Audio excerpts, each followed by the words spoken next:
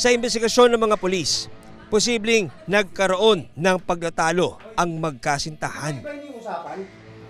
Sabihin mo, nakipagkita ka sa lalaki mo.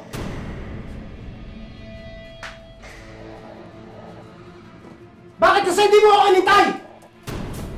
Ano naman paghihintay mo yung bata?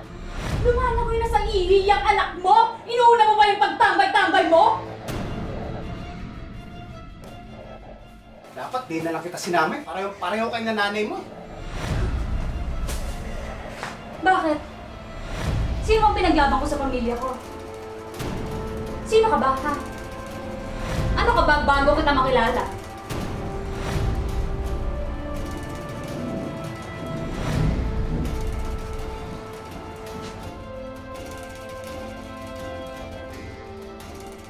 Parang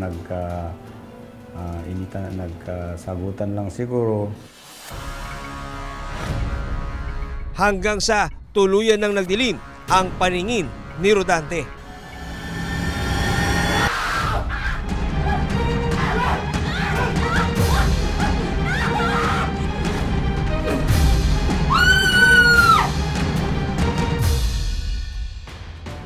Kinabukasan, ika-26 ng Hunyo, sumuko si Rodante sa Paraceres Municipal Police Station. Siguro naisip niya wala siya nang mapuntahan at sa kinaumagahan po ng June 26 ay siya po ay kusang sumuko sa himpilan ng pulisya.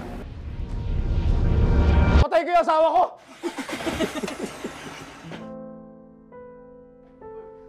Napatay ko yung asawa ko! Napatay ko yung asawa ko, sir! Napatay ko yung asawa ko! May dugo po sa kaliwang ano niya. Na sabi niya na ako yung pumatay. Nag-away ko kami. Pero hindi ko sinasadya. Hindi ko sinasadya.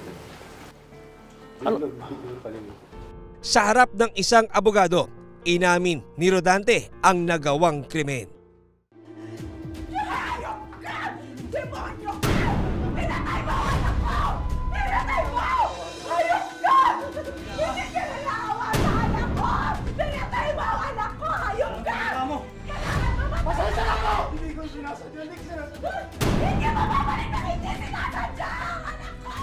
Galit kami talaga. Buti lang at sumuko. Nakausap namin siya. Sabi niya, kasalanan ko, ginawa ko. Yun lang naman ang sabi niya. Pagdusahan ko, yun po ang sabi niya. Kasong murder ang isinampa laban sa suspect. Sarap-sarap.